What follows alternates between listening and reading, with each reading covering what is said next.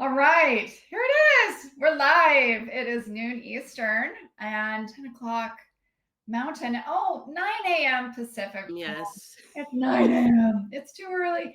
It's another episode of Untangled. Hey, everybody out there. Great to see you. If you're out there, great. Thanks for coming. If you're listening, it's Real Talk for Nonprofit Teens, tackling tech outreach and strategy. So I'm Jen Frazier, founder and CEO of Fire Partners, and I've been working on digital strategy with nonprofits and do-gooders since about 2008. I know, I hate to say that word. It's fine. It means I'm really experienced. I've been doing this for a really long time. And that means we know what the fuck we're doing. Oh, I'm sorry. I'm not supposed to swear on LinkedIn. Oh, well, they'll edit me later. It's okay. They all know I swear like a sailor. It's fine. So this week, I am joined by a longtime friend. Let's see. Kronda and I met in the dorms. Yeah, 1990, 90, something 89, like 90, that. somewhere in there. Way back in the super, super way back machine. Before the And, internet. back then we would both end up doing the same crazy kind of work, right? I Digital, know. nonprofits, stuff. So you're a digital strategist, systems architect, and founder of Karvel Digital. So Kronda Adair, thank you so much for being here. It's so fun to I'm so happy to be here. all this fun stuff with a very, very good old friend. And I say this like we have known each other for approximately 150 years, but why don't you tell our visitors and listeners and viewers what got you here? How'd you get on this crazy path? I actually am really curious. Yeah. So I started in 2013 making $500 WordPress websites, which I think is a pretty common origin story for people in the tech world. And that wasn't really super helpful for them or for me. So I figured out how to make better websites and how to charge more and all that good stuff. And I did that for about 5 years. Mm-hmm. And then I ran into frustration where, and I'm sure you've had these conversations, people think, oh, we'll redo our website and that will fix everything. Yeah. And I was like, well, I've been learning about marketing and, I'm always studying. And I was like, not really. Like, do you have a plan? And I just got really frustrated with having that conversation. And so at the end of 2018, I quit making websites. I said, well, if you're not going to listen to me about that, I'm just going to do something else. And so I started Content Bootcamp. And that was literally to teach, I call it teaching people how to be people online. And so I was teaching business owners, mission-driven business owners about content marketing. And so I got a small group of clients doing that. And about 9 months in, they were like, wow, this actually works. I'm like, who knew? But then they were concerned that their technology was not up to the job. I was teaching them, all this cool stuff they could do. And they're like, our tech can't do that. And so they're like, will you help us? So I got sucked back into done for you. But I didn't want to sell websites. And so I created a retainer, just a $5K a month retainer called Insourced. And we basically do all the things, right? Redo the website, marketing automation, strategy, planning, like all the things. So we would do an assessment and I would say, okay, it's going to take us 4 months to fix your foundation. Right. And so that went really well. So I did those two things for about 3 years until the done for you side kind of dried up. I think economy shifted or whatever. And so I was like, oh, okay. So I just kind of refocused and retooled that offer to be very focused on marketing, because I started auditing people's CRMs and seeing what they're doing in there. And I'm like, what? You're not doing much. Let's fix that. So, so I kind of pivoted into, CRM to sales was the name of that offer. And I pitched that to my existing list and clients and it blew up. Had a great Q4. And so then I did that. And then that slowly morphed into more business automation, because the problem then became like, we have clients, but we're struggling to deliver because we're doing all this manual labor. All our processes are stuck in our heads. And so it just kind of morphed into, okay, let's look at how you're delivering and make sure that you have the capacity and, you can automate where it makes sense. And so that's what I've been doing for the last 2 years, really. Very Airtable heavy. We use that a lot in centralizing people's data and making Right. sure that they have visualization of who's in their ecosystem and all that kind of thing. And in doing that, I about a year and a half ago was introduced to a tool called Puzzle. And I will tilt this down because I'm rocking my puzzle swag today. Nice. Nice. So I was introduced to this tool, and I had always tried to visually map my processes for clients because most of my clients are neurodivergent in some way, and if they can't see it, it doesn't exist. And so I always would use tools like Miro and Lucidchart and Whimsical to try to visualize, like, hey, this is what's happening, this is how this gets handed off to this. And those tools were fine. That's all there was. And so when I saw Puzzle, when I tell you, I mean, literally within 15 minutes, I was like, oh, this is it. Like, this is the tool that is actually made for documenting business processes, Yeah. and it shows. Right. And so it wasn't two-dimensional. Like, I could make shapes and colors and boxes in those other tools, but with Puzzle, you have depth. And so the visual language is very consistent. There's just a square and it's got icons that mean things. But then you have a notes section. You have a way to track the data that you're actually collecting at each step. You have different ways to visualize where something is in the process. I told Brian this the other day. Brian is the Puzzle CEO. I literally just sent a breakup text to all those other tools and just went all in and started mapping all my processes, all my clients' processes. And because there's so much depth available, that has pretty much turned into, like, it really is its own full-time job and expertise. Yeah. And so now I find myself in the situation where I'm like, I'm giving this super detailed, super valuable maps to my clients while also still doing the work. So it's like, okay, I think it's time to choose.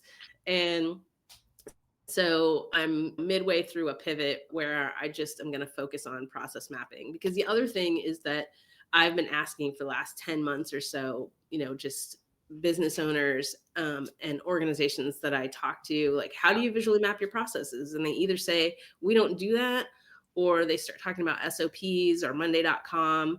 And so I'm like, this is a giant hole that is missing from people's worlds. Yeah, I think we should. I want to unpack that a little bit for the viewers, for our listeners, and for folks watching this later, about sort of just the concepts of like process documentation, like kind of even like, I know, get simple with folks. Like, what are we talking about, and why is it so important to take the time to do this? I think that's probably the biggest thing. Is I think I would get when we get pushed back a little bit about like so much documentation about whatnot. And I think, to your point, static SOPs, and that sits somewhere, it's out of date as soon as you possibly put it down.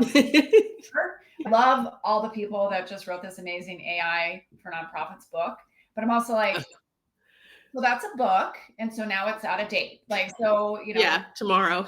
Like literally the minute you wrote it, and then by the time it went to press, it was like, okay, we need to revisit, revise all this. So let's talk about process documentation first, and then let's talk about the importance of why and how this living, breathing process documentation is so cool and needed opportunity for folks. Yeah. So the reason that process documentation is important is because our brains are basically made of Swiss cheese. And I think everyone can agree with that, especially in the current environment that we find ourselves in. And you're just not going to remember how things are done, why things are done the way they're done. You're just not going to remember. And so, especially me as a service provider, like if I was trying to, I have, 6 to 8 active clients at any given time. And if they come to me and they say, is this thing working? We want to change this. How does this work? Why are we doing, like, I'm not going to keep that in my head. And so you need really a living diary where you can go back. And I have always said documentation is a love letter to your future self. Yes. And so, when they come and ask me those things, I don't have to stress about it. I literally just go to the map and find that step and say, oh, yeah, this is what's happening, or this is why we did that. Or, oh, we want to change that email. Great. The link is right here. And I have sat in meetings. So when I first started doing this, I had a client that was a dermatology clinics in the UK. And we literally had a 90-minute meeting because I was trying to help them get off of ClickFunnels. And the whole meeting was just, well, what happens when they opt into this lead magnet? Well, then what happens? Well, which list do they go to? Well, what tag do they get? And that was a 90-minute meeting with myself, the operations manager, their Facebook ads person. That's an expensive meeting. Yeah. And so as they're talking, I am just like mapping so that later when they come ask me questions about that same thing, I'm like, oh yeah, here it is. And I can literally link them to the step where they can see the note and they can see the big picture. And so that's why it's important, because you just don't have the time to be Sisyphus pushing the rock up the hill of refiguring out things that you figured out 6 months ago. Oh my God. That's literally like the story, as we all know. Like so many businesses, nonprofits, whatever you name it, higher ed, whatever, all the things. It's like, let's reinvent this, over and over and over again. But the idea of sort of mapping out the different processes in a way that's digestible. I also think about how many times I come in and I talk about how someone's been trained on like a piece of technology. I don't know, the person who was leaving this seat before me, or the person that was left who kind of knew how to do a couple things, like taught me how to do the 3 things I needed to do, or the 30 ridiculous steps it takes to, get an email out the door, when you're like, that's not actually at all what you should do, but that's how that person figured it out or was taught. And then they just sort of threw that at you as they were like, I'm out of here and here and blah, blah. And you're like, oh my God, why isn't somebody actually taking the time to just say, this is how you actually do this? Yeah. Or the software's changed, obviously. Right. It does. Yeah. And things are constantly changing. So you need something you need a diary basically that you can keep up with. And the other thing is, there hasn't been a way before this to really effectively show how do people and software work together to move processes forward. Because that's the other thing is like, okay, we're in an AI world. Everybody wants AI, but your data is a mess and none of your processes are documented, and the robots don't stand for that. They really don't. It just doesn't work. They don't even understand unless we're always like, the data's a mess, your systems are a mess. They're going to just be like, what the hell am I supposed to do with this? And it's not the AI on top of that is just like, it's not going to suddenly clean it all for you and make it all, oh, look, it figured out what was in my brain and like totally organized all my systems. Like, that's not how that works. No, it's not. So do you want to give people like I think you would share your screen. Let me pull that up. I think that's seeing is believing. A visual system is to see it. All right, so let's share your screen and then tell us what we're looking at. Okay, so this is Puzzle, and what you're seeing is, this is my actual processes. And so what you're seeing is kind of these sections that represent specific processes. And so I'll just do a quick kind of anatomy of a puzzle step. So this is my onboarding process for my retainer. And with every step, there is this icon at the top, which is like what tool is associated with this step. There is, let me turn off my coloring so it's a little more obvious. There we go. Okay, so there's an icon on the top left that's like, what stage is this? Is it live? Is it a draft? Is it testing? And then the bottom left is what role is associated or multiple roles associated with this. Okay. And then the bottom right is what step type it is. And so if you look over on the sidebar, that's where all this stuff is determined. So you have a description, you have these different statuses for how, what stage this is in. You have all of these step types: a payment, a phone call, a notification, an email, a workflow, all those different types. You have conditional. So if you make something conditional, that's the only time it'll change shape. Okay.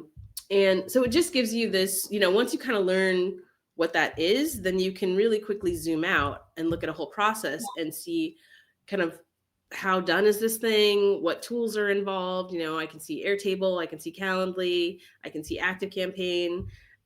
So that was the first thing, was like all the mental overhead that I was using to figure out like, well, what color should this box be if it's an email versus a form or whatever, like all of that disappeared immediately. Yeah. And then the notes section is gold. Like the notes section is, if I am doing something or I want to know something about this step, you can have unlimited notes. And so you can put all the links associated. If there's a form, I'm like, give me the form link, the form edit link, the page the form is embedded on. There is a WordPress plugin that Okay. just finds where you've put all your Gravity forms. And I had that, I was like, okay, wait, where did I put this? So everything is there. And then you can actually create entities for your data, and then you can map that data onto this specific step. And then you come over here and you can then just quickly see like, oh, this is what we're collecting when somebody pays us. Oh, okay. So how much of this is baked when you start? Is this like a clean slate when you get this tool, or is some stuff sort of It like, is. There are templates. There's tons of templates. So you can start. I have an offer that's just kind of like a jump start where you can just send me a video and talk through one of your processes, and then I will right, map it for you.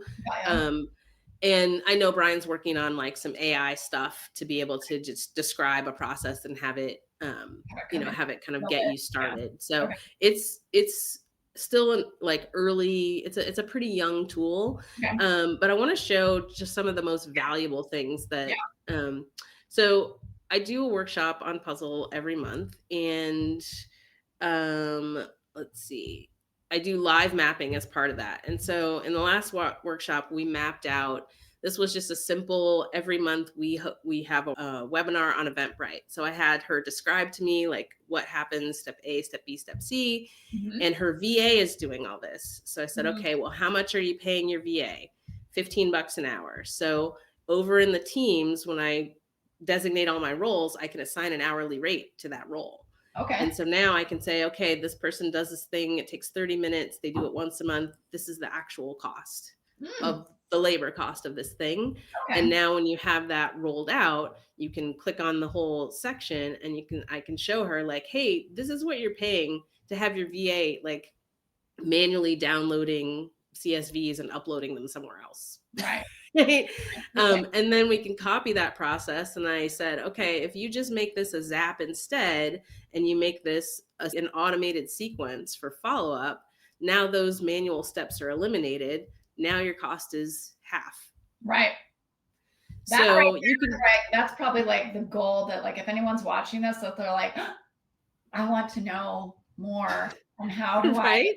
find the spots to automate all these things? Like I'm already like, we're doing this all, obviously like everybody on the planet, but a lot of like AI adoption and rollout, but you have to map your process first before you First, yeah, because it throw gives AI you, at it. Be like, where are you yeah. going to throw AI at it? You don't just, you have to be like, okay, but what are we doing? And where are we creating it? Where are the spots for efficiency? Exactly. And Brian calls this decision grade documentation, and it's Yeah. really true. So here's another place where I use this all the time. So there's a tools palette. You can come up here and you can, there's hundreds of tools already in here. And if it's not, you can add it, and it takes a minute to add one. Okay. So you can come in here and you can add all your tools. So that was the first thing when I got started with Puzzle. That was the first thing I did. Was I just like, here's all my tools. You can put how much you're paying for those tools. And then, if you have multiple tools, you can roll up and see like what are the cost of all these things together. Yeah. And then it tells you, okay, these are all the steps that this tool is associated with. And Yeah. then you can click through to a specific step. So here's where that really serves me is I have clients all the time. They'll come to me and they'll be like, all the software companies are raising their prices, right? So it's like, oh, this Honeybook, after whatever it is, Salesforce, raise their prices. We don't like them anymore. We want to move. And so if the processes are mapped, I can say, okay, you want to get rid of Active Campaign? That's 492 steps that this tool is involved with. So like you might feel mad right now, but let's make this decision based on the actual lift that's going to take to migrate something that is this involved with your systems. Yeah. And so it slows people down. And again, decision grade. Like we're not just going on vibes and then we get into the migration and realize, oh shit, we bit off more than we can chew. Yes. Right. we can actually say what's involved in this. And because we have the processes mapped, we can go look at those and say, well, do we need all these processes? Like, can we clean house before we move to a different tool? So that's another. Please, for the love of God. Yes.